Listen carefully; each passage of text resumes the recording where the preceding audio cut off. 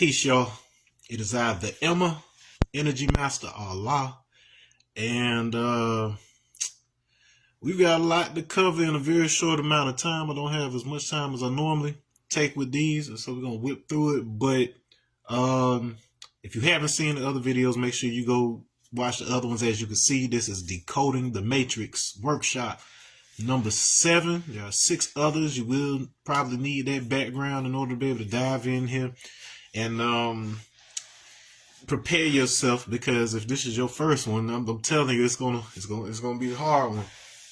But there's no other way to say it. We have a Jesus problem, y'all. So regardless of what your background is, whether you're Christian or non-Christian, or whether you're pro-black, whopping, whether you're Nation of Islam, regardless of what you are, one thing is undeniable: the conversation around this figure Jesus is an all-pervading staple in the psyche of humanity. So there's a few things. If you don't know me, you don't know my talks. There's a few things that we do. So my work centers primarily on this interface between language and the mathematical structure of our reality as a function of how our human consciousness perceives this reality, and in recognizing the patterns within that structure, seeing which narratives that exist out here actually fit with that structure. So it's not so much about saying, okay, one group's story is right and everybody else is wrong. What my experience has been is that when looking at how these pieces manifest, how they emerge from these structures I'm talking about in these videos, there's a common narrative, well, I would say code, that is informing all of the various stories from around the world. So everybody's got parts of it. My man Lurch on peace. Everybody's got pieces that fit the puzzle. And what I found is, by looking at this mathematical structure where these words are showing up in these relationships, it's given a lot of clarity as to how stories grew the way they did, how this person, they may have took this detail and ran with it over in this culture, and then somebody else took this piece. But there's an underlying narrative. And so, like I said, this Jesus problem. So I will give my best insight, based on my own experiences, to give you an idea of what this underlying, the reason we have that kind of confusion. All right. So I've talked about this concept of, if you have a 4-dimensional or higher object or being, or even a place, if you have a 4th dimensional object, person, or place, that is manifesting within our 3D reality, it's not going to manifest as a single being, but it would be, you would basically experience multiple 3D beings throughout the course of time, as that 4-dimensional being is passing through 3rd dimension, one slice at a time. And depending on the complexity of said being, it could be something as simple as, in your case, so we perceive the passage of time, and we perceive your life as a continuity of moments, right? But imagine that on some plane, you're just a single mass of every pose you've taken throughout your life. Like, let's say, so for my hand to go from here to here, there's a smooth continuity of a position that's right here, a position that's right here, position right here, for simplicity's sake.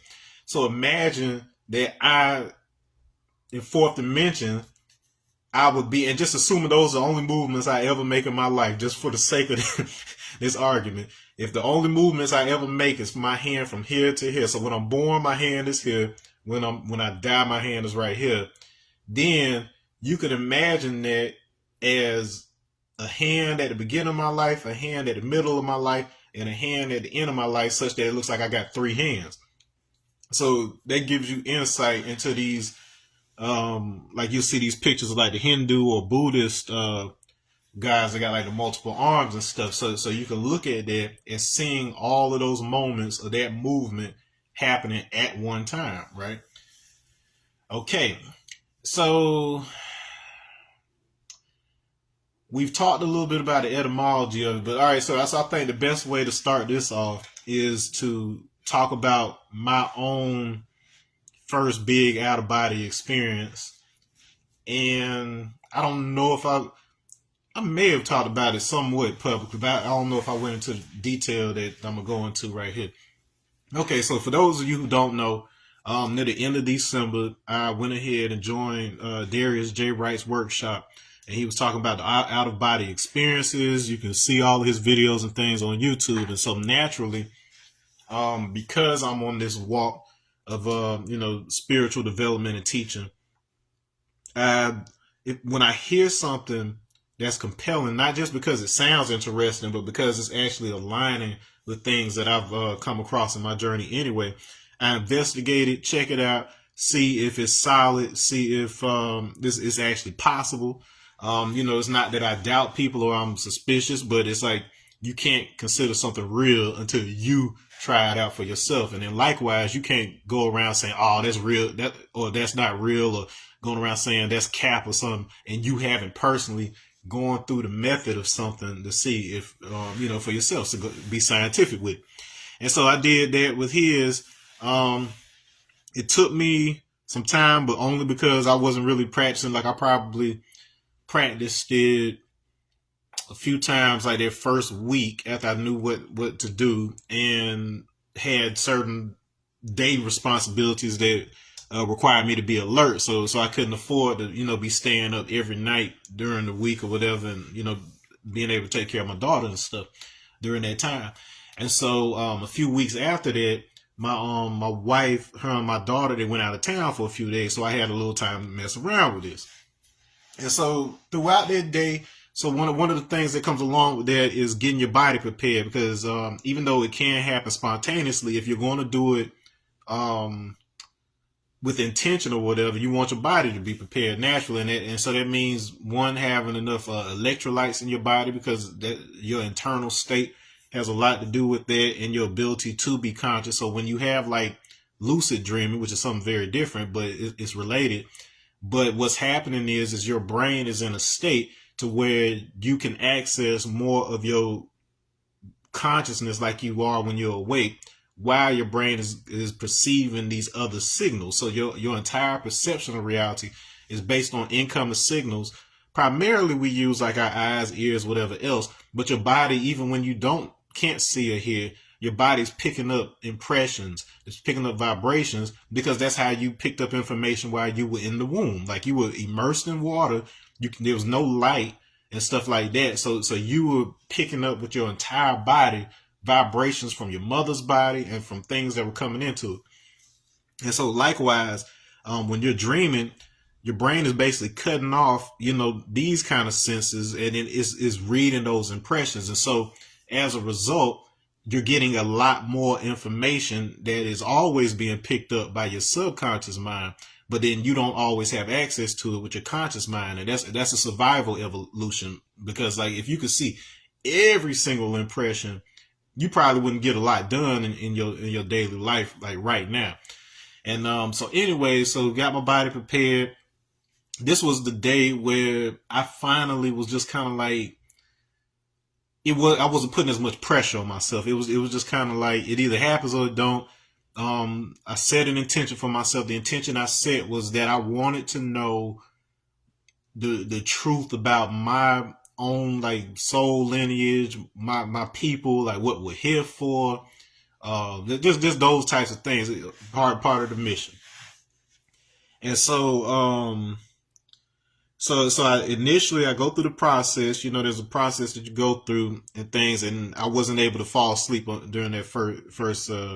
No, in fact, I think this particular day, what happened was I went through my processes. I did a couple things, like some changes, a couple of things before I went to sleep, and I just laid down and went to sleep. And so I wake up a few hours later, so it's still middle of the night, maybe about 1 o'clock or so, and I figure, okay, now this is a good time to do it. So I get up, use the bathroom, and because I'm already kind of half asleep, I figure, okay, so it should be easier for me to fall back asleep. All right. And so do the thing. I conk out. Next thing I know, something clicks because I realize I'm going into sleep paralysis. And I have like just instinctually, I feel myself. I basically now all right, disclaimer. Now this is I don't care whether you believe it's true or not. This is what my experience was. And you could go through the countless videos and stuff that people talk about this kind of stuff, but this is how my experience went. So I saw myself having 4 arms reach out of my chest like this, spread out, and I climbed out of my body. It was me climbing out of my body. As I'm doing this, I can sense, like, it feels like in the darkness of my room, like I'm not anywhere else. I'm still in my room. And then in the darkness, like around, I could feel that there's like a presence of like all these other folks that like I know. Like I don't know specifically who it was, but it's like, that sense when you're in a room full of people, like you're comfortable, whatever. It's like, I know these people. And so as I'm doing this and I climb out, I hear them basically communicate. They're not saying it out loud so much as whatever you think, it's already kind of heard between you and them. And then you'll hear people describe this as a type of telepathy, whatever.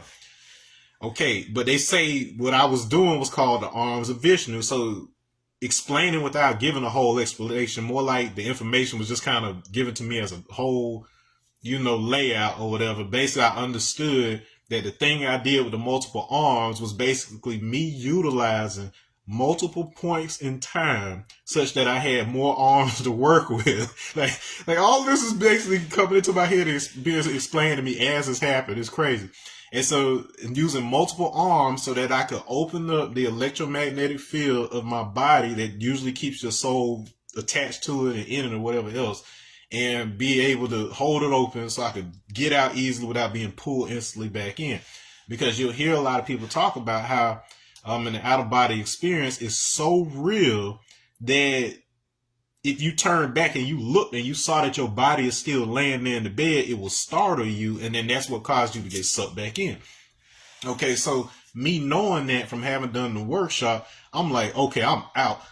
I'm getting out of here. And so, I walked straight from my bedroom door. And mind you, it's so much like being awake. I'm talking about it's physical. It's not like a dream at all, where you could feel like it feels like you still think like you, that I had to do some tests to make sure I was actually out. And so one of the things that happened was I remember looking at one of the walls, like to my left, and then it was dark in the room. But then as I look at it, it starts to brighten itself like a light. Like it just starts, like it illuminates right here. Like there's no light source. It just illuminates itself so the room is visible. And then on my right in the living room, I noticed it's my living room, but there's a lot of other objects there that weren't there before. And I figured out that what I'm seeing is items that had been in this apartment before we moved here, and maybe stuff that's going to be there afterward. But basically, when you access time on the other side, you're able to see multiple moments. You're able to see multiple paths that time could take and stuff like this. Okay, so I'm seeing it. I'm like, it's cool. I was like, all right, well, if I'm out, shoot, let me try. Let me get ignorant with it. Let me try some stuff. And so one of the things I do, like, because in past dream experiences or whatever, when I had some conscious awareness where it was lucid enough, like I could always like hover or fly. Like if I jumped, I could feel myself slow myself down. Like it was it was to the point where I did this so regularly in dreams that when I woke up, like I still remember what kind of pressure and impressions or whatever I was doing in order to do that in the dream. And then like, dang, like what why am I not able to do it while I'm awake? And so I can kind of feel like how I'm anchored and stuff like this. Why we're not able to do the same kind of stuff in the waking physicality versus when you're on that side. And part of it had to do, like based on my understanding, was that because you're able to interact with more of the electromagnetic impressions around you, basically the space itself, it occurred kind of like a fluid, like almost like how water would be when you're awake. And matter of fact, one of the best ways I could describe it is like, okay, on SpongeBob.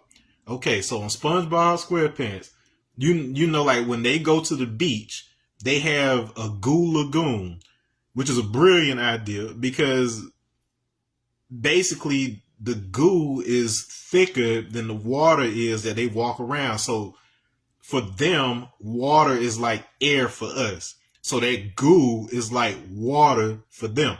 Okay, in that case, if that makes sense. All right, so it's thicker to them. It's a relative phenomenon. Okay, so and then you could take that the other direction because you have some creatures like bacteria and even certain insects that are so light and so small that the air that we walk through easily actually operates sort of like a fluid or whatever, and so they're able to kind of coast along those breezes and things or whatever, the way we would coast on top of water if we were swimming or or in a boat, right? So, anyways, on this other side, the space was it occurred to me as having a thickness to it, like this. All right, and then within the thickness of that electromagnetic energetic, akashic is the word that you probably use in India, akashic substance. But you could hear like everything isn't bombarding you, but at the same time you have access to everything, like in terms of thoughts, and if you want to tune in on this over here, you can hear that thing. But you're interacting with the actual space, but you're doing it within another frequency range using the soul. Okay, and so I walk through this room. The first thing I do is try to go into the bathroom on the opposite side of the apartment, because in the workshops they talked about things like how mirrors and water, stuff like that, can be used as portals. And by portals, I mean like there are whole worlds and planets and dimensional spaces associated with other people's minds and stuff like that that you can visit using those portals and jump around or whatever else. Why it works like that, you can figure that out on your own. I could give some insight, but that would be a whole other video. But anyways, so when I go to the mirror, it doesn't work. I'm actually stopped. Like I hear whoever my folks are, where they're like, you don't have to do that. Like you've done all this before or whatever. Like you could just like kind of think and go to where you want to go. And so I'm like, you're right. And so like I just kind of stop and I kind of concentrate a little bit. And what I start seeing, and I've actually seen this before during like meditation and stuff. So even though during the meditations I wasn't like fully like out of my body, it's more like just like a visual where you're kind of like maybe 30% to 50% in. Like in your dream, you would probably be about like 50% of your consciousness. And so in those kind of visions, it's probably more like 30% or whatever, where it's not like solid and necessarily tangible, but you still get like some sense of information, like from interacting with what you're seeing.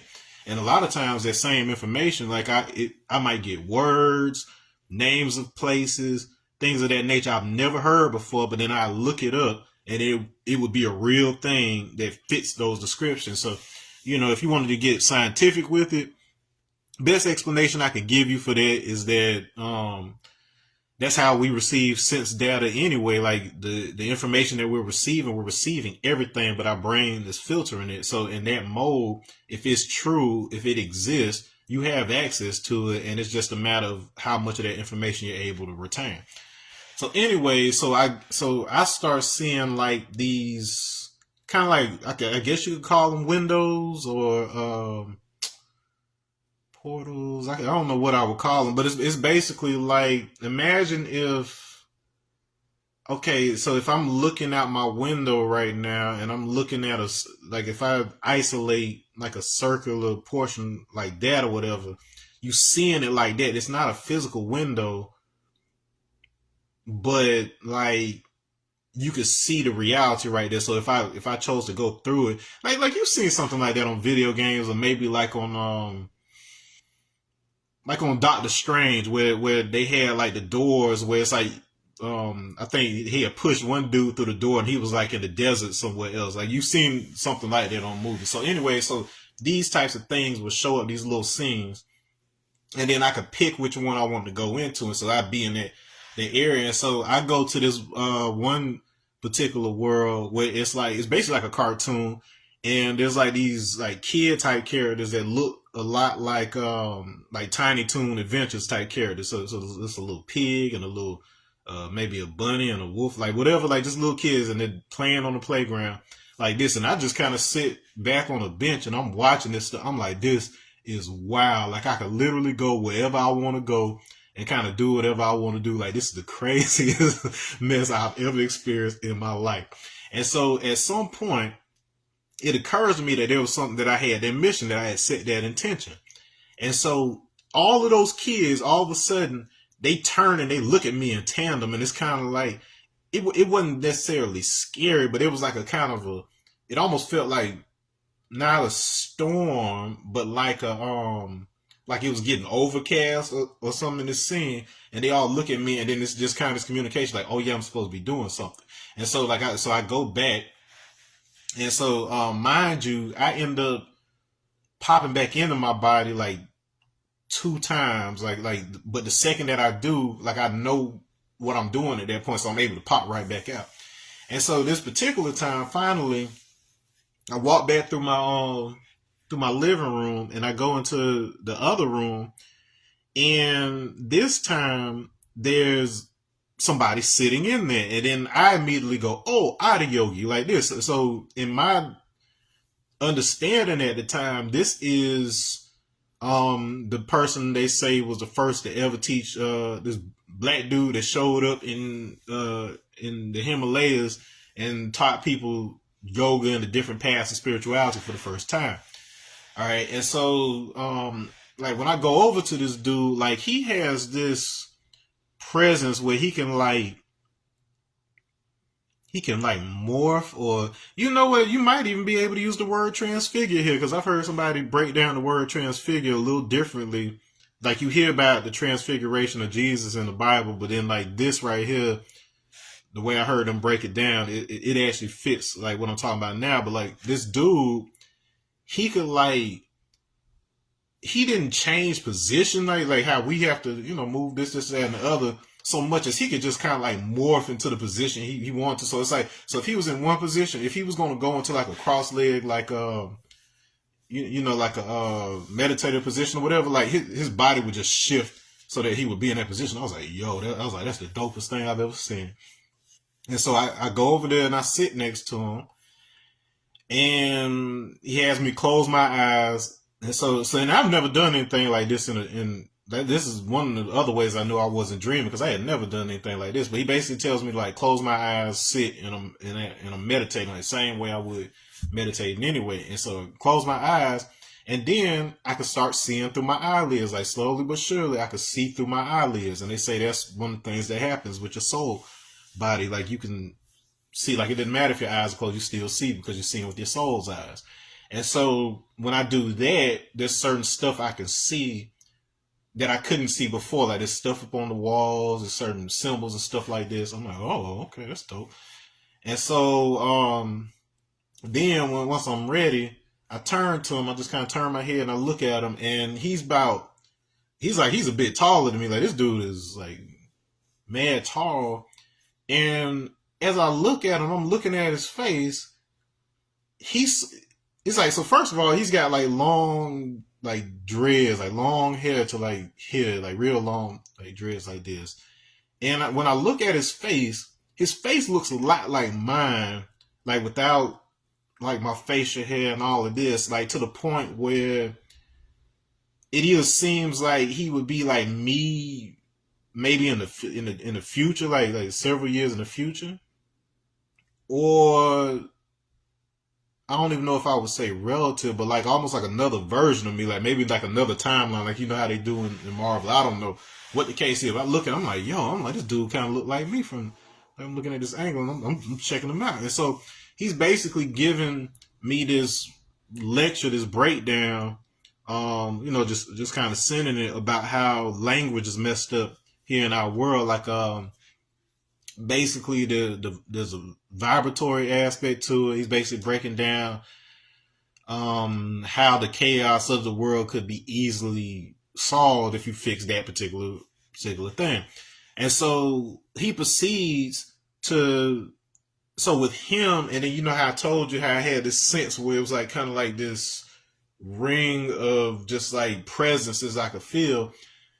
I'm basically taken up into that, and I can basically focus in at any point within this like halo and then like see specific beings. So instead of it just being this mesh of beings, I'm seeing like all of it. And so like rapidly, I'm seeing all of these, like I don't know how many, like it's countless.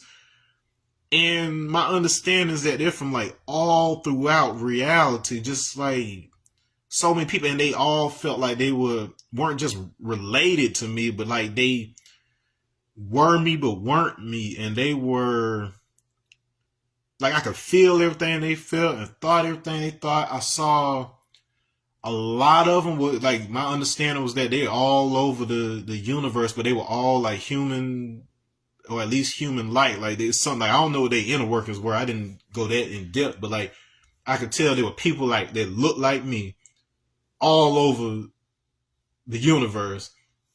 And there were, and it was like, I guess it was like beings that were like still related, but they might not necessarily be the type of human that we are, but it's basically saying like these are the different ways that humans manifest. And so among them, one of them I could tell she was probably a little higher, maybe dimensionally or whatever else, but she was like blue, like she just looked like she was kind of glowing. She was like one of them like Hindu things you see or whatever. Like she was gorgeous. And then I saw like these short cats that looked sort of like Ethiopians, like Africans or whatever, but they were like really, really, really black. And then they remind you kind of like how they describe some of the gray aliens, except they didn't have like the crazy eyes. They still had mostly organic looking eyes. And they just had like, slightly different morphology than that. So for all I know, they could have been a mix between the two. I don't know. But the one thing I did pick up on them was that whoever they was, wherever they were, they had been through a lot of trauma and persecution too. Like they had been through something similar to what black people are going through here in America or whatever. So it's like, so you could just kind of feel that empathy real quick. It was strong. Like it almost made me want to cry. Like I felt it like that. I'm like, dang. I'm like, they doing that to y'all way through. Like you probably in another dimension, another whatever, and it's still the same stuff. So it basically went to show me how there is no, how to put this, whether there's other like spirits out there, whether there's other souls out there, whether there's extraterrestrials, whatever it is, it's no different than what's happening here. It's just in a different, it's projected in a different way. So they have like the same types of events happen in their development and evolution. They have a lot of the same relationships with each other. Like you might have a girlfriend and y'all have sex the way humans have sex, but like on this other planet, maybe they do the same things, but then like they have their children by touching their hand together. I don't know, but what I'm saying is the differences are superficial. Like it's the same structure informing all of everybody's story is what I'm saying. And so basically, what I was shown was like how like life on this planet, at least human life and stuff like this, has been around in some shape or form since like all the continents were still together. Like it was this flyover, and all I remember is this particular landmass that basically had a body of water through the center of it, like kind of like a river, maybe like a chain of lakes or whatever. But it was a certain significance, and it was basically showing me like how the different bodies of water around the planet, like here in the real world, are connected, and that they were essentially like one network. And so, like for instance, the Rio Negro in South America was connected to the Niger River in Africa. So it's like, so if you picture South America and Africa being put together the way they fit together, um, their coast or whatever, you'll kind of see how the rivers would run like right in through this. So like all of that was kind of like showing me like really, really fast. And so all of this experience, like I woke up maybe at the most 20 to 30 minutes later, at the absolute most. But like so much information had been put into me like in such a short amount of time. And so like I got up, wrote and recorded like everything that I saw, like how I felt, just how it was different from a regular dream and just different stuff like this, and how it was initiated intentionally. So I made that happen. Okay, and so that information is basically what's been unfolding over time. So basically getting the opportunity to compare what came to me in those moments against what I had already kind of sorted out, figured out, and then being able to fill in pieces I couldn't before. And so one of the things that was also shown to me during that time period was that the reason that the portal didn't work, the other reason was that they wanted me to kind of pay attention to the substance itself, like what the place was made out of, so that I could understand how to translate what I'm seeing and learning on that side once I wake up, and I can kind of point at things. So that was important because like one of the reasons I hadn't even really shared that story is because I cannot put you in my head to show you what I saw. You can learn the method and then see what kind of experience you have when you go through the technique or whatever else. But there's no way for me to visually show you what it was that I saw. Like it's just a matter of my word at that point, like whether you trust me or not, right? And so the skills that I was shown and being taught was ways that you can utilize some of the things you already know and trust here in the physical world, and then be able to extract information from it that will show you at least the structure that's informing all of that. So that's part of why this workshop is called Decoding the Matrix, because the things that you see in an out of body experience, you're pretty much gonna see that anyway when you die or whatever. Like this is just a blink. Like this little 80 to 100 if you're lucky years that you hear or whatever, that's just a blink, because you were eternal up until you came here, and you'll be eternal after you go, and there's no secrets hidden from you. Then everything just kind of opened up for the most part, and depending on whether or not you're held back by personal beliefs, like for instance, if you die believing that a certain type of thing is supposed to happen, that's what's going to happen. If you're an atheist and you believe there's nothing but darkness when you die, that's exactly what you're going to see. If you believe that there's going to be like a heaven and it's got golden gates and angels that look a certain way, that's what you're going to see, because you haven't actually left Earth in that case. You're actually just entering your dimensional space. So now your soul is able to move freely outside of the field of the physical body. You shed that, and now you're just moving around in the space that you created for yourself. So you're not actually in heaven, hell, those places yet. Whatever. It's not to say that there aren't actual permanent locations in space and time that you can go to. But what I'm saying is the vast majority of people, if they have certain judgments, or if they have certain attachments or preconceived notions and beliefs at the time of death, that's what their consciousness is more likely to experience, as opposed to getting out of that bubble, that construct, and being able to see like the actual structure of reality in some of these more permanent locations that you'll hear about. Like they're not made of, it's like stuff that people have talked about in stories and myths and cultural traditions for thousands of years. So, but yeah. So a lot of those places, like they're pretty much exactly as described, But anyways, so the point of bringing up that story is so this being that I encountered, who was me but wasn't me, could have been a future version, whatever else. My understanding is that the best way to kind of understand what Jesus is, what the Christ is that it's all of us. But I'll give more detail to that than what you'll probably hear in other videos. All right, so look at it this way, to where if humanity was only one person, like it's only one being, like on this, in this other world, it's just one being. But whenever that being comes into this world, it's a whole bunch of people that this person is broken up into. Okay, and it doesn't matter whether it's the same time period or whatever else, it's just broken up into all these people.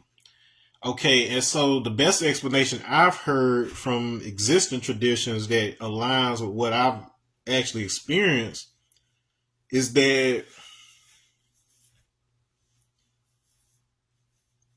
okay, so we have a collective consciousness as humans where in a physical sense, you could think of it like, let's say that everybody on the planet decides to pollute and run diesel cars and smoke.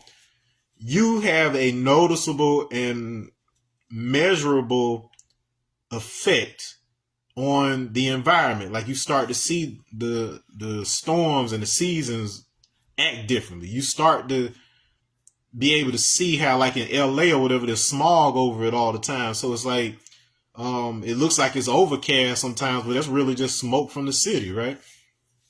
And so humans collectively have a lasting, noticeable, measurable effect on the earth and the weather and things of that nature. So that's the simple version of that.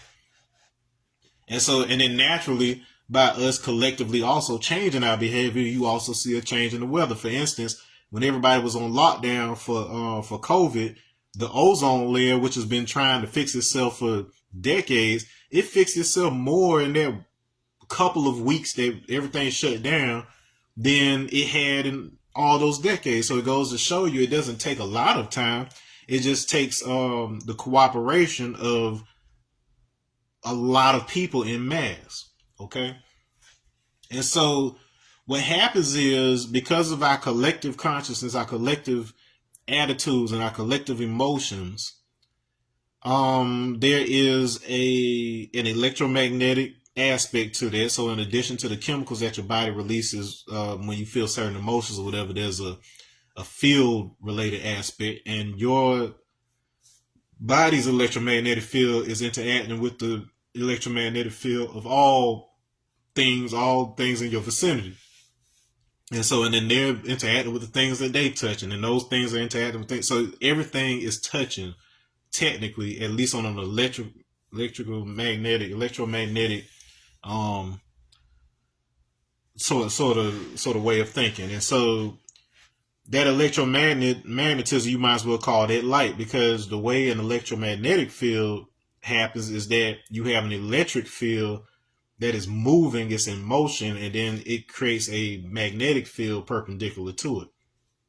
Okay, so you can have a magnetic field by itself. Like I said in the previous video, you can have an electric field by itself, but that's only when they're not moving. As soon as this electricity starts moving, it creates its own magnetic field that is, once again, perpendicular to the electric field. And so,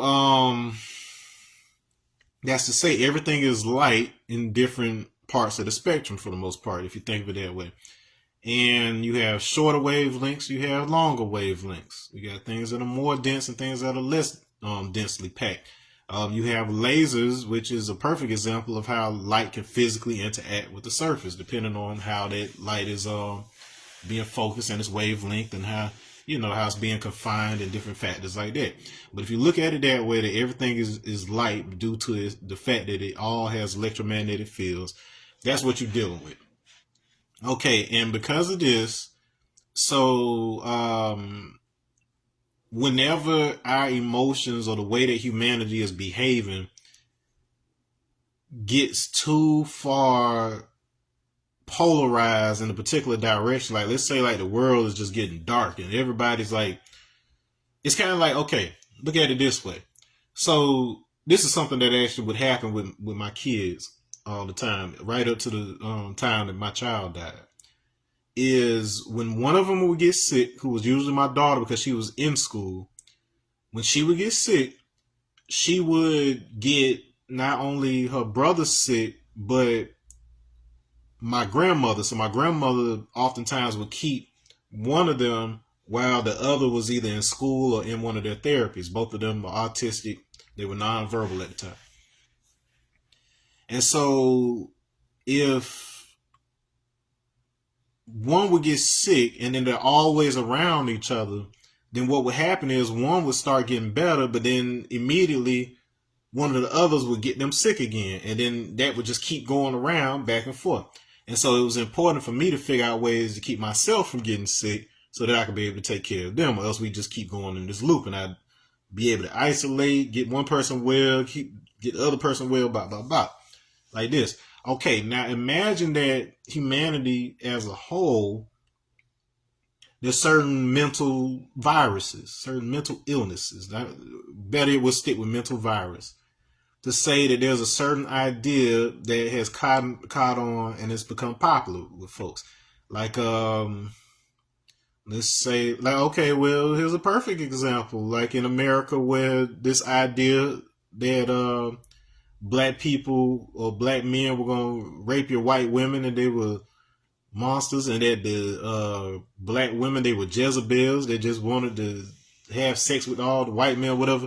These are ideas that they put out there, and that people who hadn't ever met a black person in their life believed and they lived according to, and they formed their thoughts based on. So that means that the framework of thought that they were using to do their work and raise their children and create their inventions were all being filtered through the energy of this particular mindset that was based on this thought virus that was,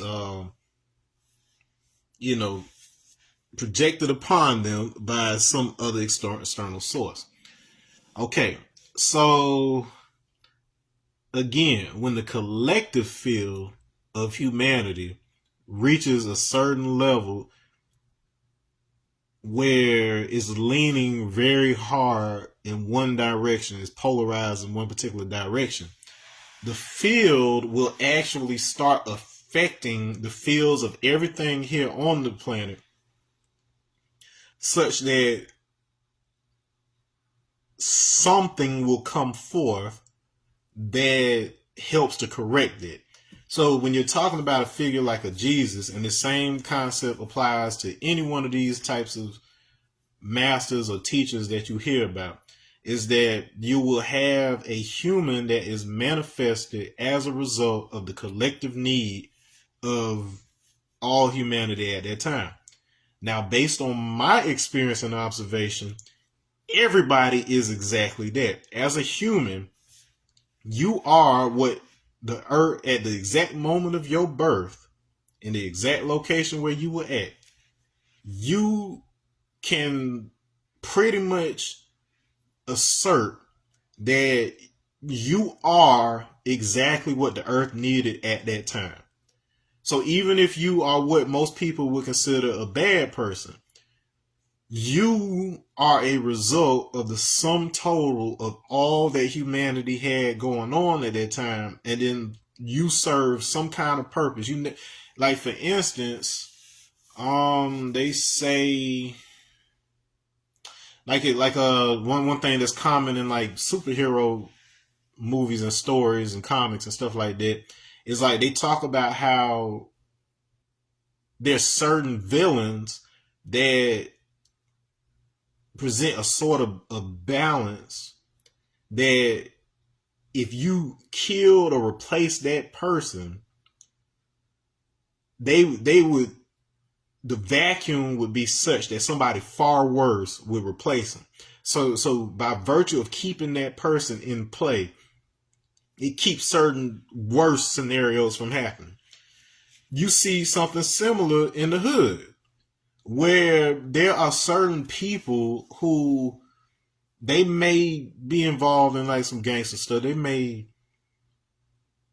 they might deal here and there and certain things like that. But at the same time, they kind of keep another presence out of that area. Like for instance, like if let's say they grew up in that particular area, they're more apt, they're more likely to have family members who live in that area. Just they have a stake in that particular place, and not everybody who is engaged in certain activities is doing so because they're necessarily bad, but because they are motivated by a sense of survival or need to protect their family and friends or whatever it may be.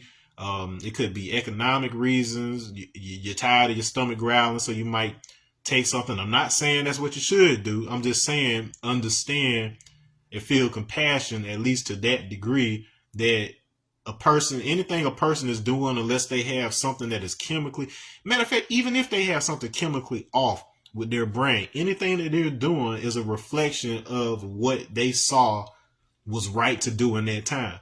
So what that basically creates is a situation where what we determine as right or wrong in the world is pretty much a majority agreement of what occurs to us as good or bad. So naturally, anything that is different from what we're doing, we're going to look at that as bad.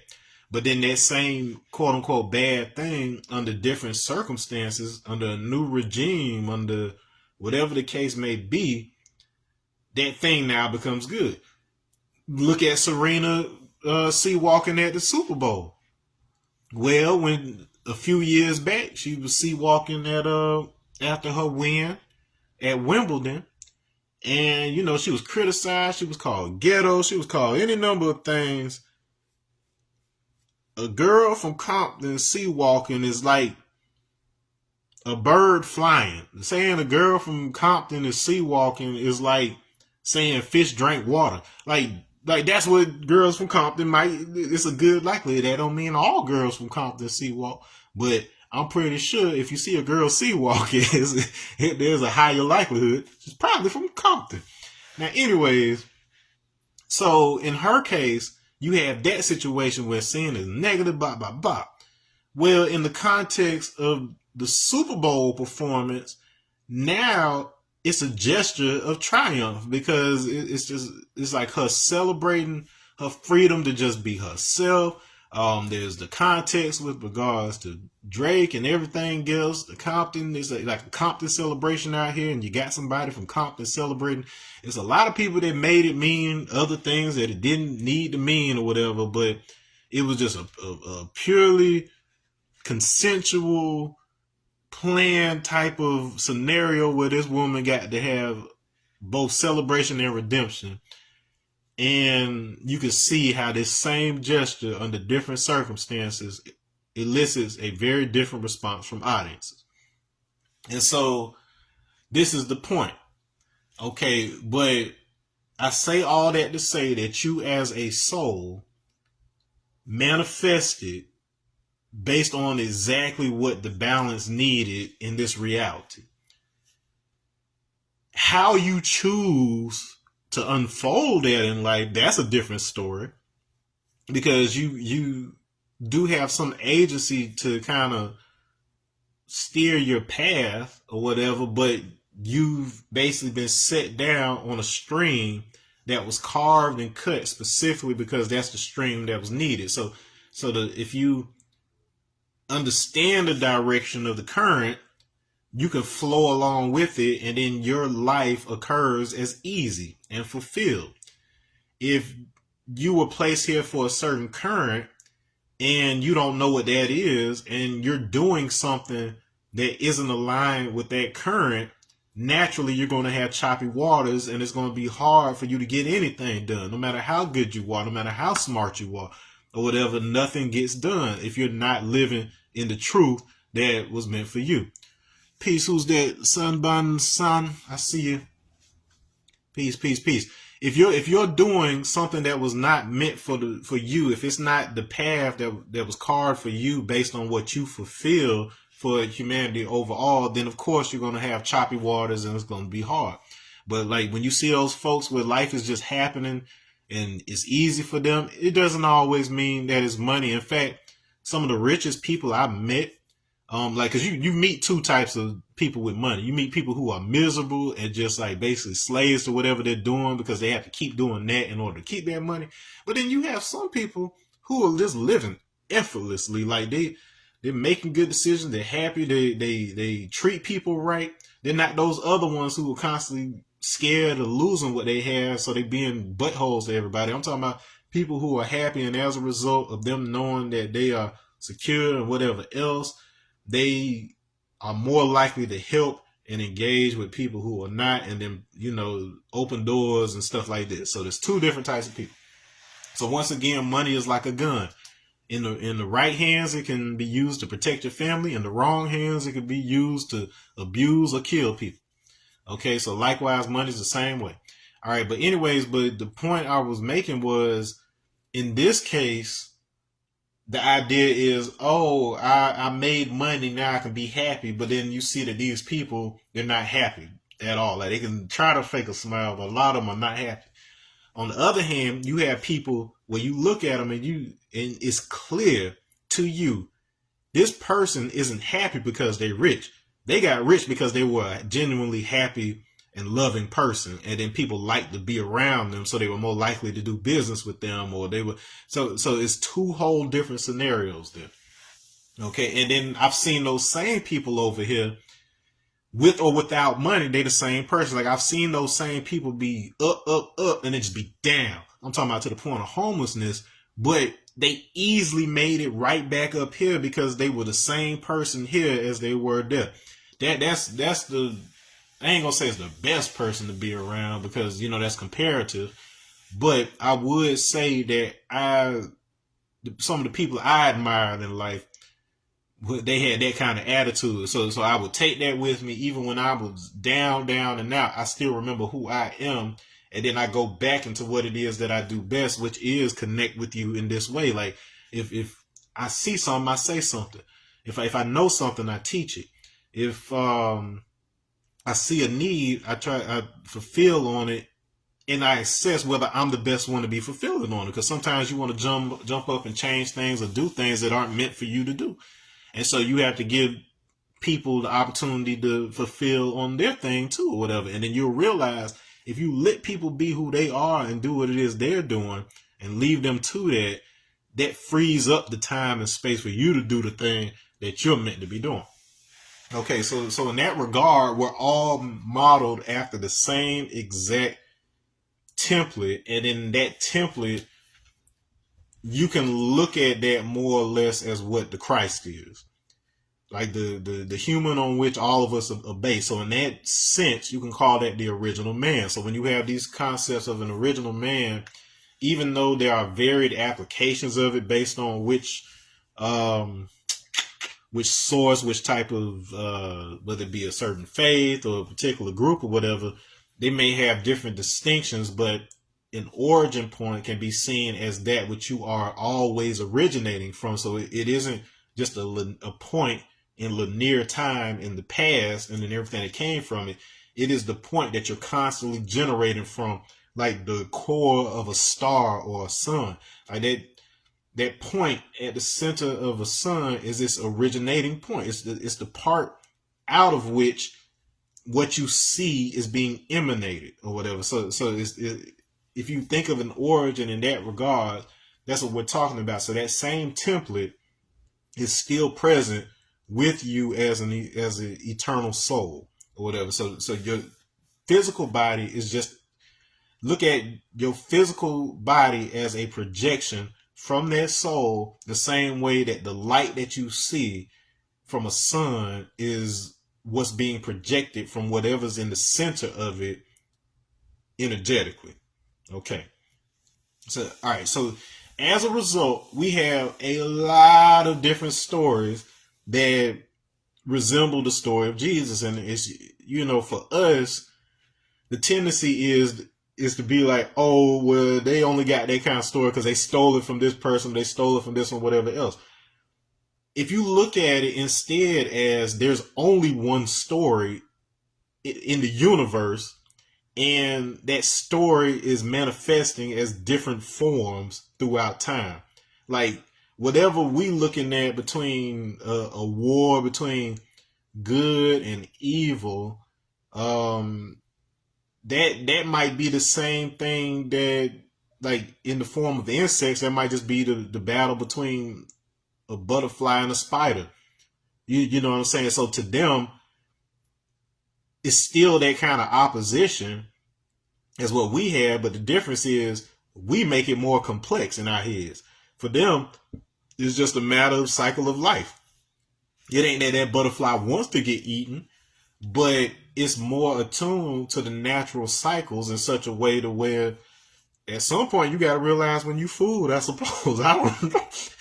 Because you'll see like even like a certain animals like a mouse or something like that. Like when it's cornered and it just know it's dead, it's like it ain't even dead yet. But it's just like, it just know like it's over for me. It'll just go kind of like limp. Like this, it has an instinct to just kind of go limp. Like this or whatever. And then who knows, that's probably an adaptation too, to where as an animal that is preyed on, maybe that actually relaxes the body in ways to where it feels no pain when it is finally eaten, right?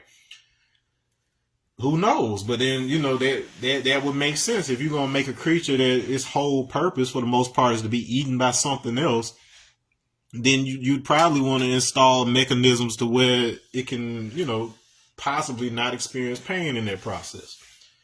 All right. So anyways, so look at it like that. So if you want to say anything is Christ, it's everything. So it's a template for everything, but in particular for the human soul. And so the human soul is a very specific composite of a whole bunch of different types of souls so that it can serve a particular purpose. And then for us, what Jesus represented and what we are is, because we are a conglomerate of all the different types of souls throughout the universe, by you as the individual, this is why they say you are a microcosm of the universe. You're a little universe. The reason we say that is by you working out your own karma, by you working out, learning to tame your animal nature. So it's all about you as a spiritual being entering this physical animal, this composite of monkey, reptile, lion, bird, everything, or whatever. You this composite of everything. By you figuring out how to tame your own nature, that's how you're mastering nature. So it's not that you need to exert your dominance on this outside projection of nature. By you mastering your own beast nature, it affects the fields of everything around you. In fact, if you observe people who have like pets, and even with their plants, if you have a person who is disorderly, manic, mean, and loud, and all this kind of stuff, their animals and the plants around them will tend to reflect that, a similar type of thing. Like the plants over there dying, the cat keeps shitting everywhere instead of in his box. Like it's just chaos in the house. But inversely, you'll also notice that people who are calm and meditative and they just fill their space with that type of energy, the animals are more calm, the plants are flourishing. In some cases with dogs and cats in particular, like of course you see it with some birds, but in some cases with cats and dogs that have been around humans and treated a certain way for extended periods of time, like for years and years and years, it'll even sound like they're trying to talk. Like they'll start diversifying the way they make their default sound, such that it's starting to kind of sound like words. Like our cat that my stepmother had, and she got it like when I was in 5th grade. Like it just died a couple of years ago, so I'm almost 40 now. So the fact that it was still living, like that to tell you something. But anyways, like that last like decade or so, maybe even a little longer than that, the cat, like when he was hungry, when Lyric was hungry, like I forget, it was something he used to say, but it started to sound kind of like he was trying to say a word, like he was almost trying to say hungry or something. It was wild, you know. But anyway, so I say that to say that if that has that effect with you as an individual, imagine what happens when millions of people do that. When millions of people, like they say the tipping point is around like roughly 10,000 people. If you can get 10,000 people to be on the same thought process about something, it tends to start to spread throughout everybody else. Listen, if you're like, I don't even know. I haven't been as participatory in the music game as of late as I was when I was a few years younger. But basically, there was this tipping point rule where it was understood if you can get 10,000 loyal fans that just like regularly are dealing with your stuff, they coming to your shows, they buying your tickets, they buying your products or whatever else, you basically set. Because even if that 10,000 people only buys $5 worth of something from you a year, that's a $50,000 salary, right? And so you're actually making better money than a lot of people in the jobs that they're in right now. So it doesn't take you necessarily getting a million fans. Like that's great. But the point is that there's just kind of this quirk about humanity to where if you can get 10,000 people on board about the same thing, then it has a tendency to start spreading on its own from that point. Oh, I need some water, so I got a little juice here. Let me grab that. Okay. But anyway, so let's get into it. So Jesus, so this word, so we've got a couple of names and different words. The most important for the purposes of this talk is we want to look at Yesu and we want to look at Isha. Okay, so there are some compelling breakdowns out there, and there's different walks of life, whether it be the ufologists or whether it be the woke crowd or whether it be whoever. There are certain threads that are very common and come up very often. Then, of course, you have the mainstream accepted narrative, and we can get into the semantics of how that mainstream narrative was determined and how it serves as a system of control. But that's neither here nor there for this conversation, because the only authority that we are examining in the context of this video, this workshop, is what the math is saying. All I want to see is, with these very relevant number sequences, which one of those stories appears to be the one that is pointing toward. And so with that said, let's look at the common theme of what we associate with Jesus as being a spiritual being, which is fusing with a physical being. For all intents and purposes, that describes every human on the planet.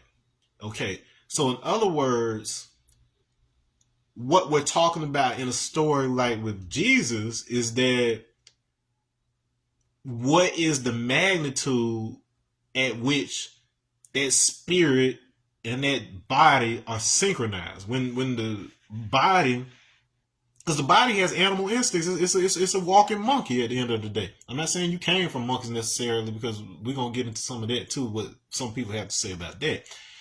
But case in point, that thing, it does what it wants to do. It's going to eat. It's going to have sex. It's going to fight. It's going to do whatever. It's going to do what other animals do. It's just going to be better at doing it because you got an advanced brain.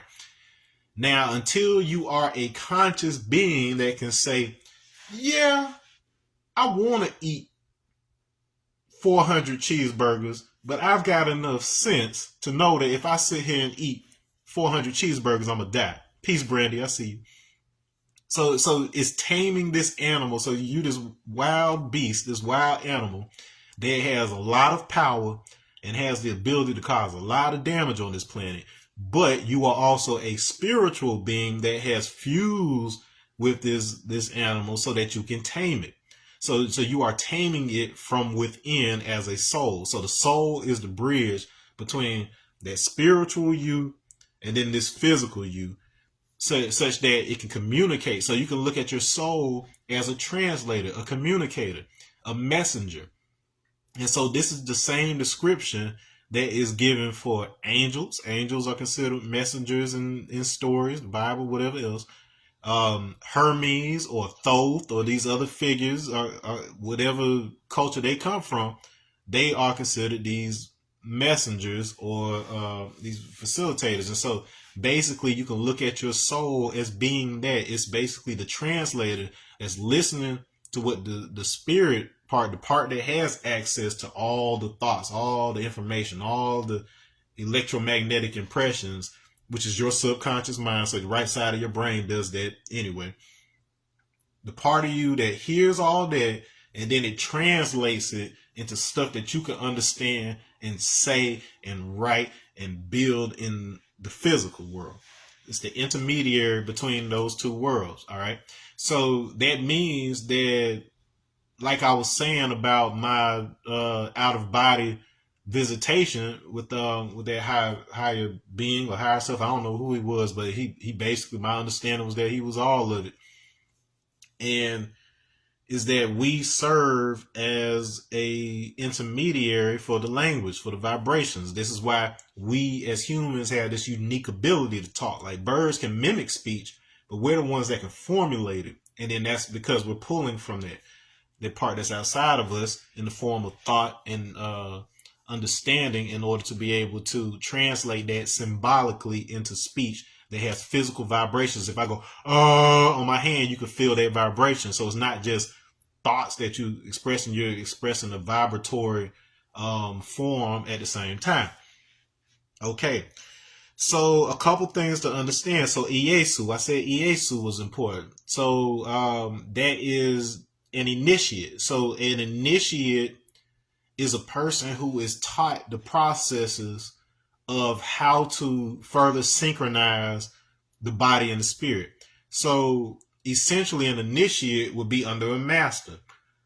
Excuse me. A master would be somebody who has achieved some level of synchronicity between their spirit and their body to where they can teach another person how to get synchronized in that same way, how to tame that animal.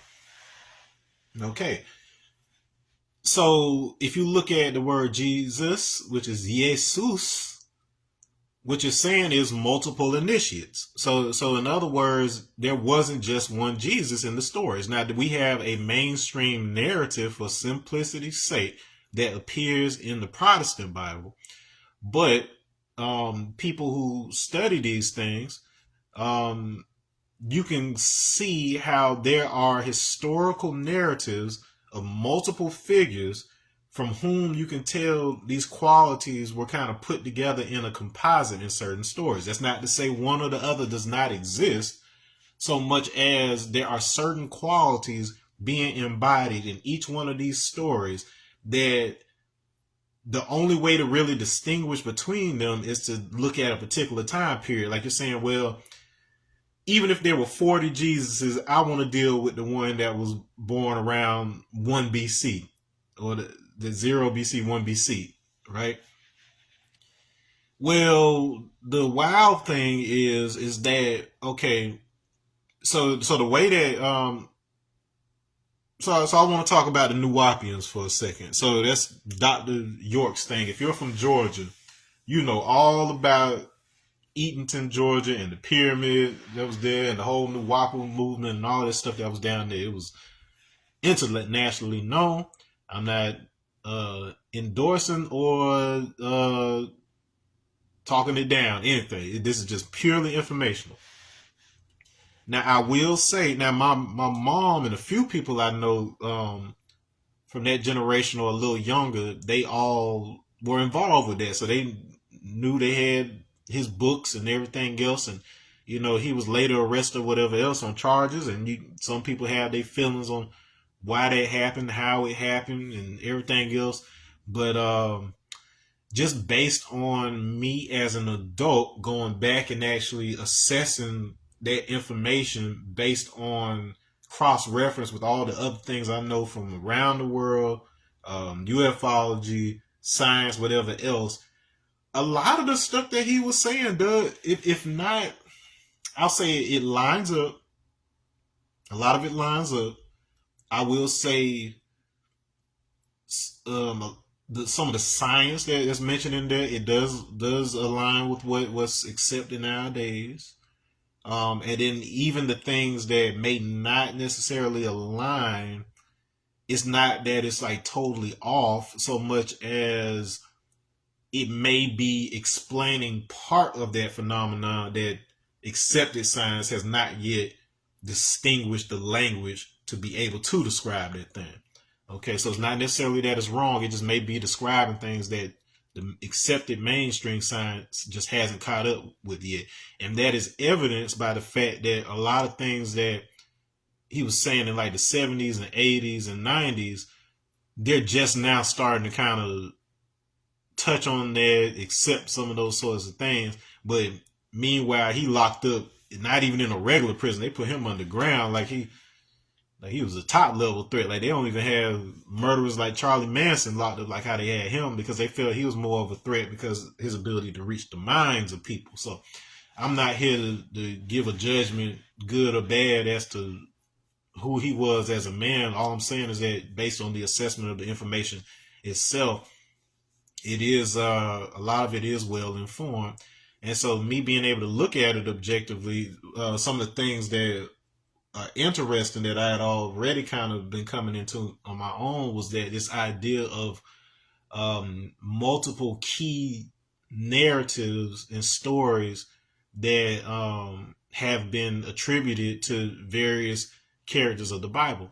Now, a Hebrew scholar, like I was just up one morning on Saturday, and then they have like a Jewish channel or something here in Florida, and I just happened to be looking at this rabbi building, talking about how the way the Bible is set up, it's basically telling the same story over and over in different scenarios, because there's an underlying system of that, and it's trying to show you how, like for instance, how no matter how many branches and how many leaves there are on a tree, it all came from this one seed. And so that meant that one seed had to have enough information stored in it, and it had to have certain degrees of freedom to develop and adapt based on the conditions once the tree grows, while at the same time having an outer limit, which is to say that once the tree grows to a certain length or a certain size or certain things like that, it's going to stop, because it's going to end up affecting things around it. Like trees and plants are extremely, like, as long as it's not something that's like an invasive species. Peace, I see you, Shamika. As long as it's not an invasive species, trees are brilliant at kind of organizing themselves and such that all the trees around them can have resources, and then they communicate with each other through the root system, like all these different ways. Like there's I don't know if it's all tree species, but I know there is a certain type of tree where if it's a forest of them, and one of the trees on one end of the forest gets a type of fungus or whatever else that's killing that tree, the other trees, like they'll start releasing like signals or pheromones, whatever it is, that trees on the other side of the forest will start developing antibodies and certain defenses that allow them to prevent themselves from getting that same kind of deadly fungus. And so it'll start spreading that through the network, and then all the ones that are able to develop that thing, they will develop it. So it's really brilliant. It's like a brain, if you will. And but even that ability to do that all started from a seed. And so if you look at the original man as this seed from which all of us are budding trees and branches of, or whatever, no matter which ways that we twist, we have a common ground back with that seed. So it's a matter of understanding what that seed is. If there's a ton of vibrations weaving together in order to make this reality, we got to understand the initial vibration that's being split up. And like if I have a vibration and the wavelength is like this long, let's say I can make a bunch of smaller vibrations from that are just like like it'll be higher because it's smaller, a short amount of time, but it's all proportional and a part of this original thing. So this original thing, even if these individual things that it's cut up into don't resonate or relate to each other, that one sound relates to all of them and can put them in line. That's exactly what happens, for instance, when you introduce an electric field to your blood. Then your blood cells form what's called a dielectric, where they position themselves in a particular way that's relative to that external field, and then that allows electricity to flow freely through that body, and that's your blood. It flows freely through your blood. And so this is that same idea when we have, like, for instance, you can look at Black identity as a field, and a field of identity that is basically identified and emergent from the fact that you have people of a certain hue and with certain features, like this kinky hair that we have, in a certain range of noses. So we can have different features, but it's always within a certain range. Like there's a darkest that we get, and there's a lightest that we get. There's just certain morphology associated with different cultures.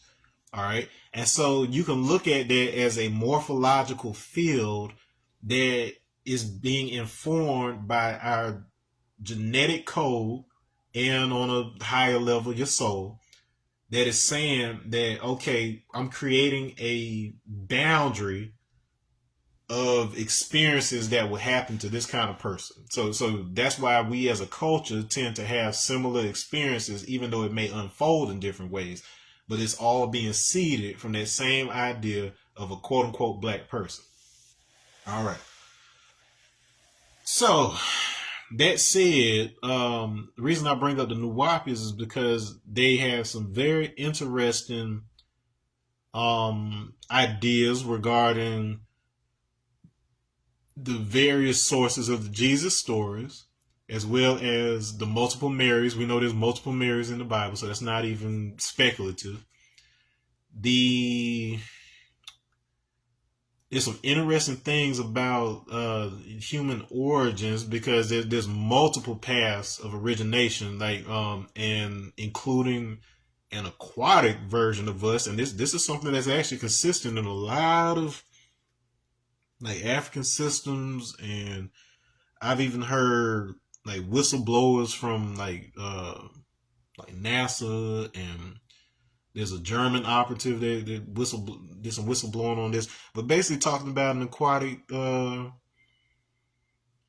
race of hominids, or whatever you want to call it, like humans, with basically what would be mermaids, but probably not what you would see in like a movie or whatever. But the important thing to remember too is that in old initiatory practices and esoteric traditions, the fish, just like how you see that ichthys, that fish that they associated with Jesus, that the fish is the symbol of an initiate.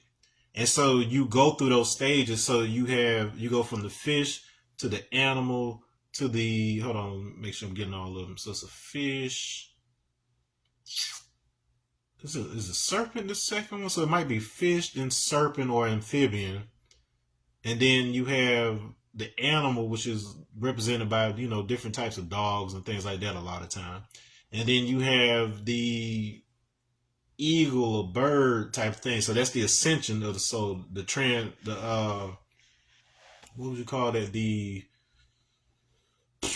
ascension from the physical. So it's not necessarily your soul leaving the body, but your body being synchronized with the soul and spirit in such a way to where those qualities are present now. So it's not necessarily death that is necessary. It's not necessarily physical death that's necessary for a resurrection. You basically are a new person, a new paradigm each time that you give up the old tendencies and you go through a process that gives you a new set of operating rules that are natural to you, that don't have to be enforced with much effort, because you've integrated it into yourself such that it's become an instinct. Like, for instance, one thing that martial artists notice is that if you've been doing this, if you've been punching consistently for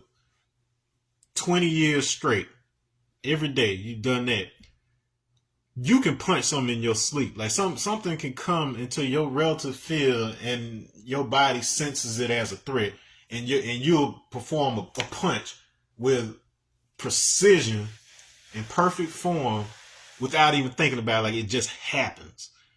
That's the type of integration I'm talking about. There's some things that you know so well that you don't have to even think about. Like, think about how hard it was as a baby for you to even walk.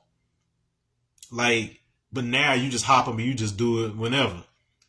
So it's become something that's part of your nature. Okay, but that's what. So when we're talking about a fish is an initiate. So when you see fish symbols throughout esoteric traditions, oftentimes it does have something to do with initiatory process. However, the first and the ultimate initiatory process was you as a soul figuring out how to guide events on this planet in a subtle way to where they would finally create the conditions of a physical body that was resonant with your human soul. So that means that all the different evolutions, all the different earth changes, and everything that had to happen on this planet took place such that it could finally get to this point where your soul, which is already assembled from all these other souls, could be able to enter this body. So this is why we have this concept of the Blackman of America being what we call God, quote unquote, that which is invoked. Reason being is because, okay, so the difference between man and woman genetically is that the man comes from an inheritance of the Y chromosome. The woman has an inheritance of the X chromosome. Okay, the Y chromosomal DNA is found at the center of cells. It's at the nucleus of cells. The mitochondrial DNA is where we get the X chromosome. So these mitochondria are the energy producing it's not cells, like organelles, I guess you would call them. Like they're inside of cells, and they serve specific purposes. They are involved sometimes in RNA and DNA aspects where RNA can be used to copy certain code from the DNA so that it can be sent elsewhere like a messenger and perform certain functions for the cell. Okay, well, we have what's called the last common ancestor. So with all the different types of humans that walked on the earth, whether it be Homo sapien, Homo erectus, Homo habilis, Homo neanderthalis, Homo denisovans, whatever, all these different types of humans, we had a point where they came together and there was one type of human from which all the other humans that we have now, all the other humans came about, and then eventually it whittled down to where we have the Homo sapien that we know that walks on the planet right now, that you and me. Okay. So the you had humans coming to being. You had a what we would call a chthonic human that developed naturally here on the earth. This is part of an alchemical process. If you learn about the magnum opus, it has 4 stages represented by a black stage, white stage, yellow stage, red stage. So the black stage represents the first stage of purification, and it's called putrefaction. So in other words, if I'm mixing a bunch of ingredients into a pot in order to purify them, I have to burn them down to a uniform black paste. So it's not a process of making something dirty, it's a process of cleaning it. So the first cleansing is that burning. So this is what that first stage represents. All right. Peace on Michelle. I see you. So the reason you have black people appear first on a planet, this is the same way anywhere there are humanoid type beings. You have a black type person that emerges first because that is the first form of human that is compatible with the type of soul that needs to enter it, that is a composite of all the types of souls so that you can work out all the problems of the universe. Okay. Then what happens with the white stage is that this is a separation stage. So you've had people who have abused this information. I don't even know if I'm gonna get to my whiteboard today. I'm gonna just do a second one and then I'm gonna jump in right on the board. But this is the preparatory, so I'm gonna do a part 2 to this one. All right. But anyway, so the white stage is a separation stage in which you basically have to have a polarization of the original. So the original has both qualities within it. So let's say the first people, they have both goodness and wickedness inside of them. And because they have not learned to tame this physical beast, this body, then there is no rules. There is no determining what is good or bad. You just live. Okay. Well, in order for you to be able to elevate, there has to be a separation. So what happens is the people will polarize. So we went through this process where we had a separation between the darkest of dark to the lightest of light. Okay. Yeah, the darkest of dark, the lightest of light. Somebody embodied all the weaknesses of mankind. The other embodied all our strengths. You have had people come along who have tried to make their case for one or the other, but if we're putting our personal feelings aside, everything on the planet Earth relies on the energy of the sun, and depending on your hue, you have a different relationship with the sun. Now, I'll just leave it at that, and you can judge based on that.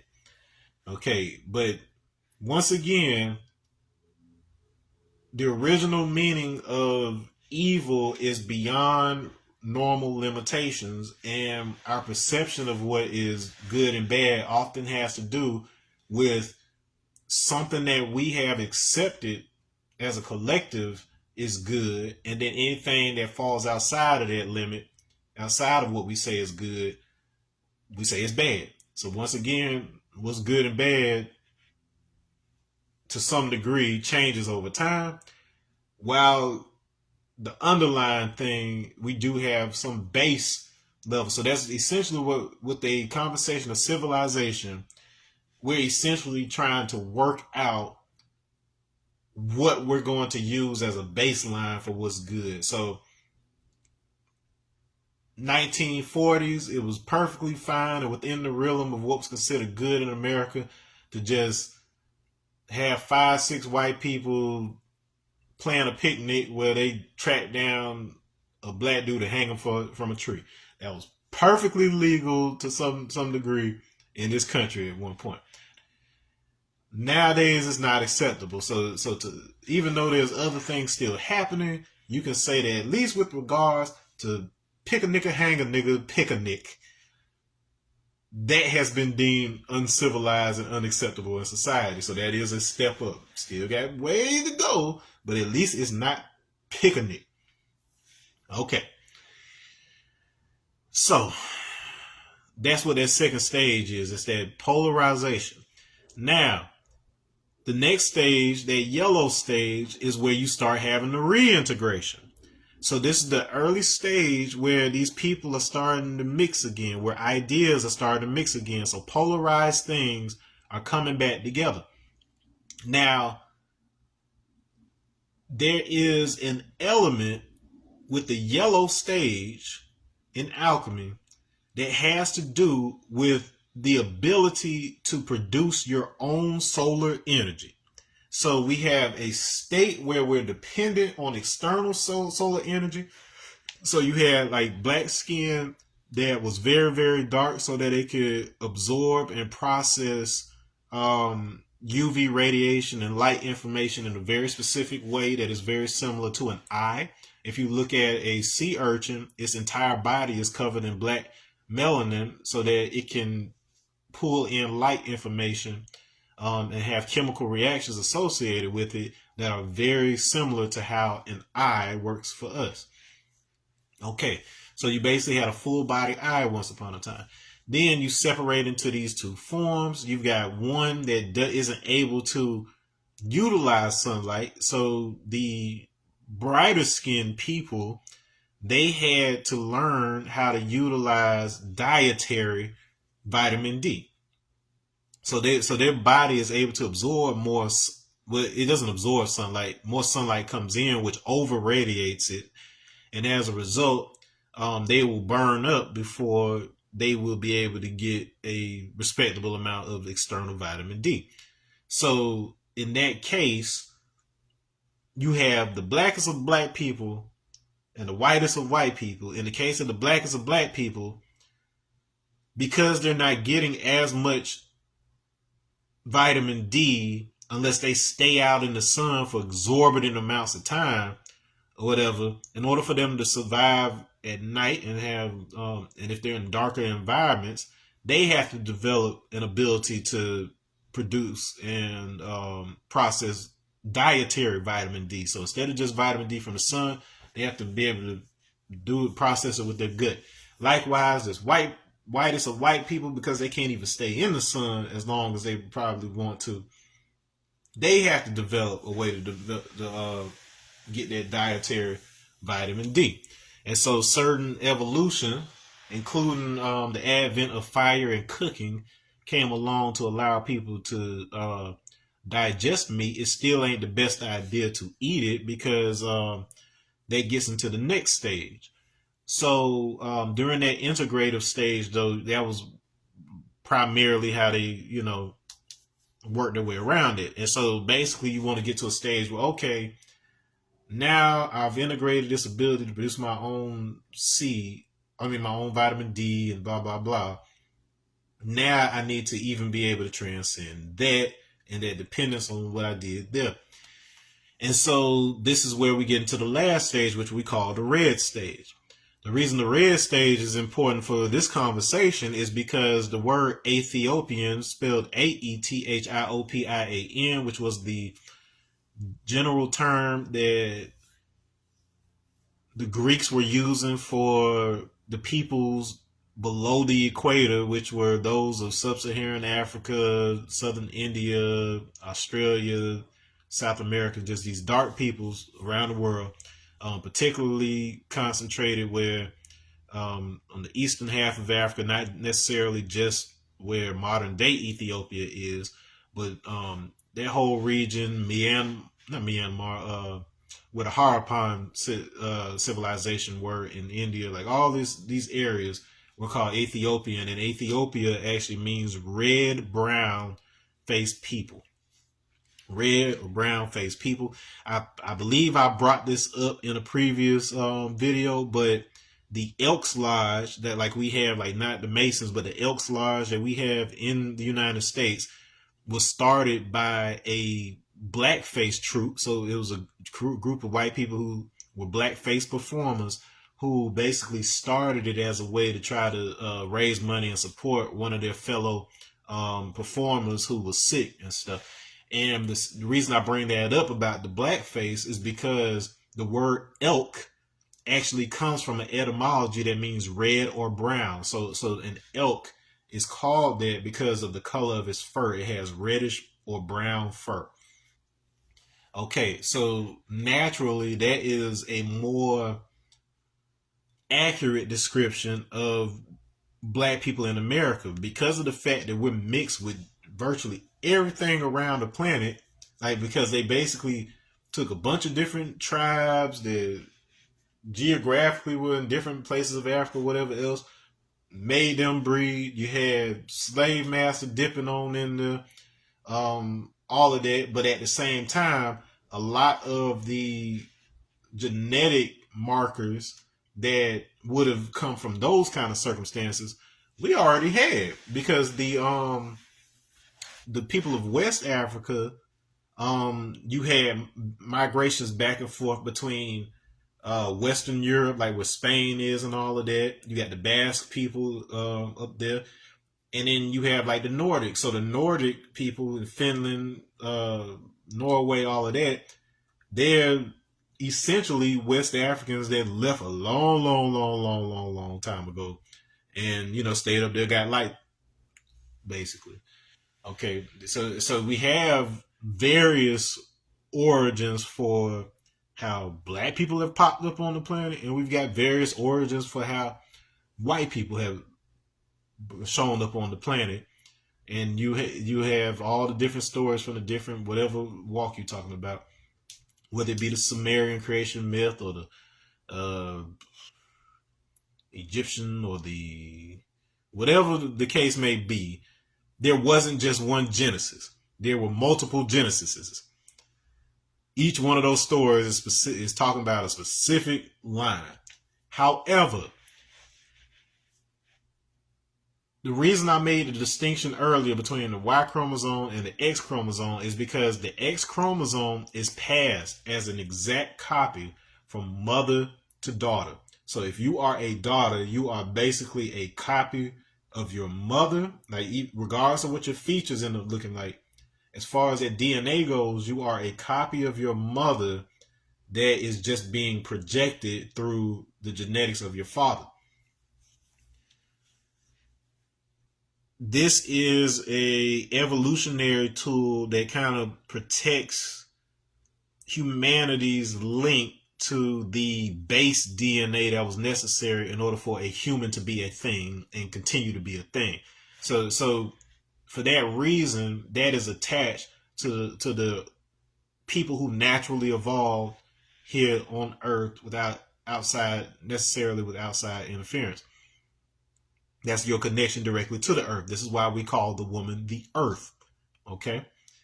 There are Earth goddesses and whatever else if you want to get into that with certain pantheons or whatever. But most importantly, you are the Earth. You are the nature of humanity itself.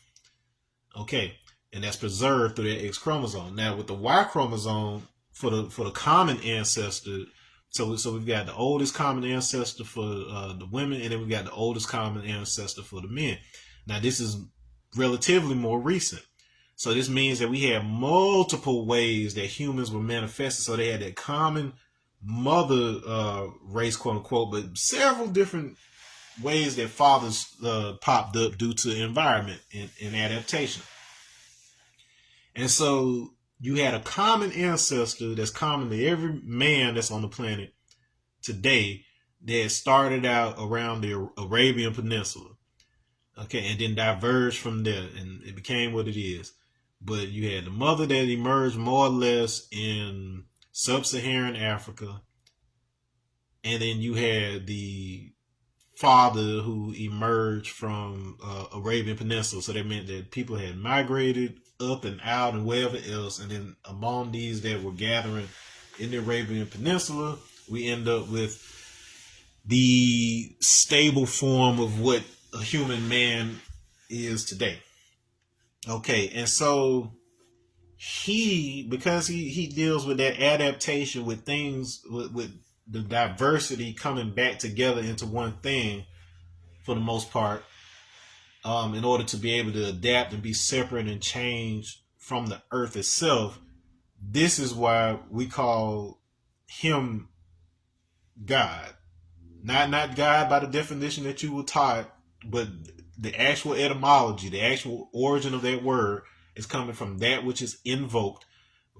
Invoke, you can look at that as inner voice, like so the ability to produce voice from within and the ability to use voice outwardly such that it vibrates the body itself. And this is important to that last red stage. Let's see how much time I got. Okay, I only got like 5 more minutes and I'm gonna wrap this up and then we'll continue in the second part. But anyway, so in other words, the women, what we were calling women, had to go through and develop processes of stability in order to get a stable male version to begin with. Then those processes had to be applied such that you basically get a uniform expression. And so essentially, if you think of it in terms of souls, let's look at it as depending on what race you manifest within. Like, let's say like you an Asian person or whatever else. There's a certain set of soul qualities that are being expressed within that genetically isolated set of genetic traits associated with that group of people. Now, the American man was pretty much an alchemical concoction, the magnum opus, in which qualities from all over the world are incorporated into a single being, a single seed line. And so as a result has qualities of the previous iterations. Once again, so that the karma for the whole universe can be worked out by man learning how to control itself. A lot of women would probably agree. A vast majority of the problems in the world are because of, we may look at it as men trying to control things, but the most importantly, it comes down to men learning to control themselves. Because, again, remember I said in that separation stage, that the white stage of alchemy, you're basically polarizing so that you can see both sides, so that both sides can see each other, so that you can see all the wickedness in you embodied over there, and the wickedness can look over here and see all the goodness in you. Because otherwise, like if you've looked at like a neighborhood where it's all black people, nothing but black people, they tend to fight with each other because they don't have anybody else to fight with. If they had somebody else to fight with, maybe it would be a us versus them situation. But a lot of times when you're isolated in an area, you tend to fight with each other over resources. Okay. And so,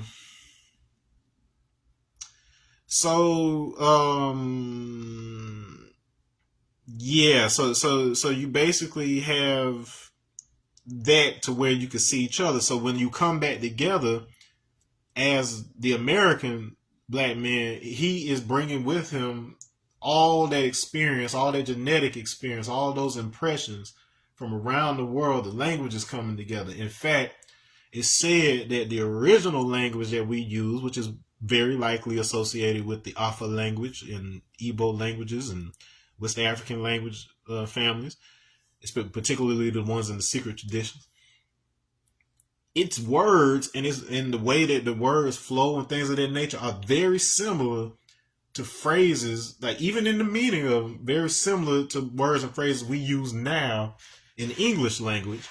And that's to basically say that the DNA of that language found its way into all the other languages. And then as people will merge and cultures will merge and things of that nature, we eventually end up with the Romance languages, which give birth to English, French, Spanish, Italian, which all have similarities to it, but English in particular is unique in some of its language rules. Okay, so you can look at it as English as being the like the lid that you put on your box of power, because it has the elements of your original tongue and the powerful vibrations of it that affect your body and your electromagnetic field, but it's slightly altered to where you're not just saying things out loud inadvertently and it's having an effect. They say there's power in the tongue, power in your words, which is true, and the level of intention that you put behind it has an effect.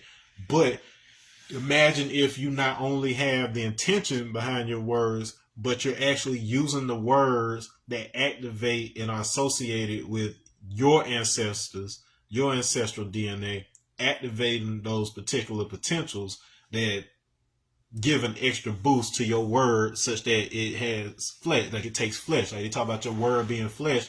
It's not just a metaphor, but the fact that your voice, your ancestral voice, is associated with on a quantum level with membrane. So whenever you see a snake in those initiatory practices, it's talking about word or membrane, which is basically saying there's a way for you to isolate vibrations in specific magnitudes and positions, like say fold them up in a specific shape such that they have a specific way that thing appears in physical reality or whatever. And so if your language is interacting with those vibrations on that quantum level, you can actually make things manifest. So when you start talking about the various miracles and stuff of these figures, it sounds like crazy and fantastic stories because we don't know a lot of people walking around right now who can do some of that stuff, and you haven't seen or witnessed it.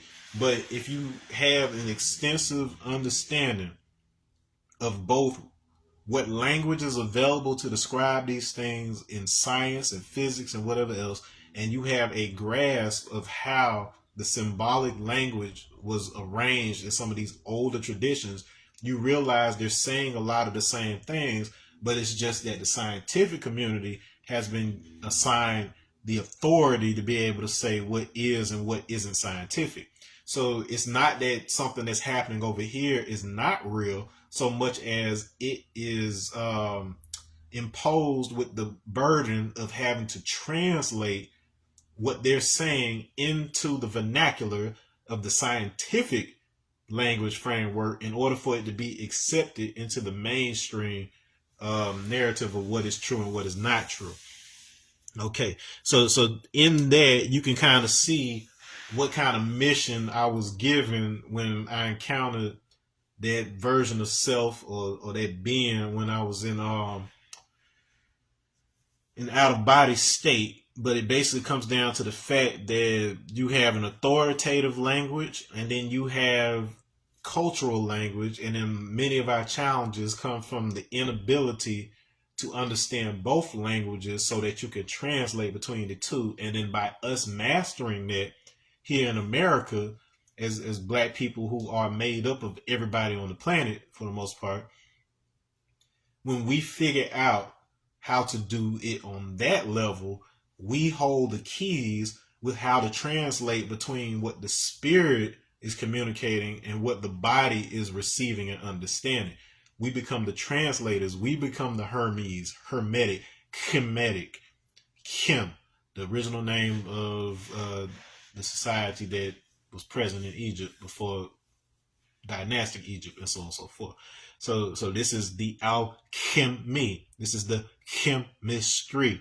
When we're able to mix the spirit with the body in a way to where it's a fluid substance, then the soul is free to operate even in this physical in a way that is very reflective of how it operates when it's out of the body.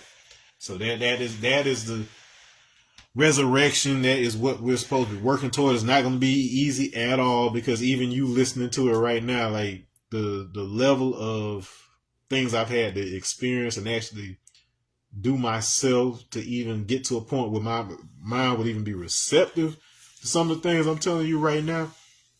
I get it. Look, I get it. But at the very least, I'm saying it to you. Let whatever part of it resonates with you resonate. Whatever you can't use right now, put it on the shelf. You never know, somewhere down the line, maybe years down the line, something I said may ring as relevant to you or connect to something else that you end up learning.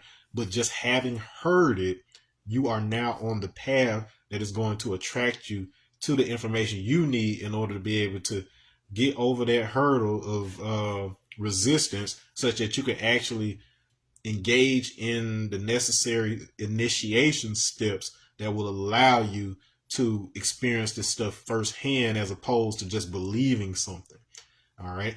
So on that note, like I said, I'm going to go ahead and wrap it up right there, because I got to go in a minute, and I will pick up in the next video with workshop 7 part 2. Peace.